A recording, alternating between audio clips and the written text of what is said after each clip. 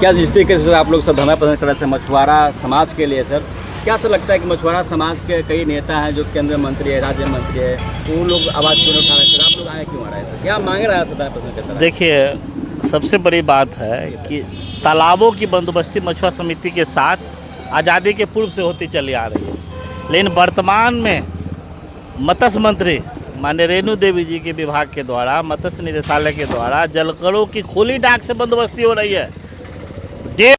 बड़ा जलाशय जो जल संसाधन विभाग से मत्स्य विभाग में हम लोग ने ही ट्रांसफ़र करवाया, उच्च न्यायालय से आदेश करवा के, उसकी बंदोबस्ती मछुआरा समिति के साथ नहीं देकर खुली डाक से बंदोबस्ती की जा रही है, जिसकी वजह से बिहार के लाखों मछुआरा रोड पर आ गया है, बेरोजगार हो गया है। हम लोगों ने जब हम लोगों ने आवेदन दिया नहीं सुना तो हम लोगों ने माननीय हरीश सहनी जी से भी मिला और माननीय हरीश सहनी जी भी लिखे मत्स्य मंत्री को, लेकिन मत्स्य मंत्री उसको कूड़े के ढेर में फेंक दिया। समझ लीजिए, एक मल्लाह का मंत्री हरीश सहनी जी लिखते हैं कि भाई इस योजना, ये काला कानून है मछुआरा समाज के लिए, इसको अविलंब वापस लीजिए। उस पर कोई सुनवाई नहीं लेती है रेवन्यू देवी, कहती है रेवन्यू कहाँ से आएगा। तो माननीय हरीश सहनी जी बोले कि भाई अरबों रुपया का राजस्व छोड़ दिया गया है, क्या दारूबंदी, अगर दारू चलते रहता तो अरबों रुपया का फ़ायदा होता। तो ये तो छोटा अमाउंट है, 1-2 लाख रुपया है, 150 जलकर का मुश्किल से 10 करोड़ 20 करोड़ होगा। इसके आड़ में क्यों मछुआरों को तंग तबाह किया जा रहा है? लेकिन रेणु देवी वही जवाब दे दिया। आप बोल रहे हैं सर रेणु देवी तंग कर रही मछुआरों को, और बिन बेलदार नोनिया मल्लाह की सभा करते हैं सर, तो किस आधार पर करते हैं सर वो? ये देखिए, निश्चित रूप से वैसे लोगों को बुला के लाया, चूँकि भ्रष्टाचार मत्स्य विभाग में व्याप्त है बड़े पैमाने पर। अभी एक सप्ताह के अंदर 4 जिला मत्स्य पदाधिकारी जेल के हवालात खा रहा है निगरानी विभाग के द्वारा। 40% तक घुसखोरी चल रहा है रेणु देवी के मंत्रालय में, और हम बता रहे हैं इसीलिए कि डीएफओ कहता है 10% मेरा कमीशन हुआ, और डीएफओ को कहते हैं भाई 40% क्यों मांग रहे हो तब? तो कहता है 10% डायरेक्टर को जाएगा, 10% प्रधान सचिव को जाएगा, और 10% जो सरकार है, मंत्री महोदय है, उनको जाएगा, यानी 40% घुस। तो जब आप भाड़ा पर आदमी को ले आइएगा, कहिएगा कि बिंद बेलदार नोनिया का ही सम्मेलन है, वो तो आईबास कोई भी कर देगा। हम गांधी मैदान भर देंगे, आप हमको दे दीजिए 5 करोड़ रुपया, हमारा हर ब्लॉक में संगठन है। वो नहीं है, जनमत कीजिए तो आपको पता चलेगा कि वो क्या कर रही है। आपको बता रहे, परंपरागत मछुआरों की सूची जारी करने का आदेश माननीय उच्च न्यायालय ने दिए हुआ है, लेकिन उस सूची को भी ताखा में रख दिया है। गैर मछुआरे लोग तालाब का लाभ उठा रहे, उस पर भी माननीय हरीश सहनी जी ने लिखा था, उसके लिए गया भी था, सब जगह मिला भी, लेकिन उनका भी नहीं सुना जा रहा। यही नहीं, आपको तो सुन के दंग हो जाइएगा कि माननीय हरीश सहनी जी अपने विभाग से उन्होंने सोचा कि मछुआरों का बीमा योजना लागू कर देते हैं। संचिका में आदेश भी दे दिए कि 39 करोड़ रुपया भारतीय जीवन बीमा निगम को आप जारी कर दीजिए, लेकिन उनके आदेश को ताखा पर रख दिया गया। उनके ही विभाग के अधिकारी लोग, यही नहीं फेडरेशन में, क्योंकि बिहार राज्य मत्स्य सहकारी संघ है, सरकार का 1,40,000 शेयर है, तो प्रावधान है कि डायरेक्टर भी रहेगा सरकार का, राज्य सरकार का, उसका भी आदेश किए माननीय मंत्री जी संचिका में, लेकिन उस आदेश को भी चिट्ठी नहीं निकाला गया, दत्ता बता दिया गया।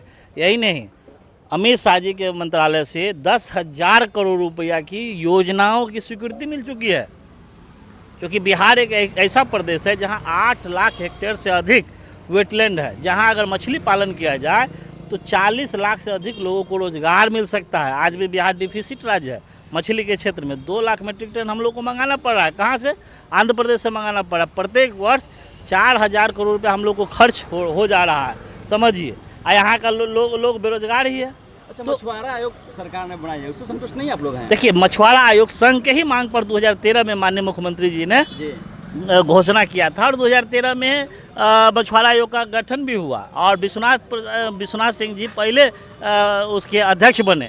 3 साल के बाद मोटा पिलंदा बनाकर हम लोग के सहयोग से मुख्यमंत्री को दिया गया, मछुआरा आयोग का अनुशंसा किया गया, लेकिन उस अनुशंसा को बक्से में रख दिया गया, एक भी अनुशंसा को लागू नहीं किया गया। 16 के बाद अब जब माननीय उच्च न्यायालय में मेरे द्वारा केस फाइल किया गया है, तब ये आयोग का गठन हुआ है। और दुर्भाग्य की बात है, आयोग के अध्यक्ष से इंटरव्यू लीजिए, उपाध्यक्ष से इंटरव्यू लीजिए, सदस्य से इंटरव्यू, उन लोग को बैठने का तो कुर्सी देवे नहीं किया है रेणु देवी जी मत्स्य निदेशालय, तो वो लोग काम क्या करेगा? वो लोग तो बैठने का कुर्सी नहीं दिया गया है। अभी 12 जुलाई को 10 जुलाई को मछुआरा दिवस मनाने का प्रावधान को 12 जुलाई को मनाया, 12 जुलाई को आयोग के अध्यक्ष उपाध्यक्ष लोग काम क्या करेगा? अपने कुर्सी के लिए प्रधान सचिव के सामने हल्ला कर रहे, मंत्री के सामने। तो मंत्री महोदया सड़क गई और साथ में प्रधान सचिव भी सड़क गए। तो ये तो आलम है। 40 लाख मछुआरों को मत्स्य किसान क्रेडिट कार्ड देना था, लेकिन उसको किसी भी मछुआरों को नहीं मिला। अधिकांश तालाबों पर अतिक्रमण है, जिसको देखने वाला सुनने वाला कोई नहीं। बिहार में 150 से अधिक मछुआरों की सहकारी समितियों में गैर मछुआरे अध्यक्ष मंत्री बने हुए।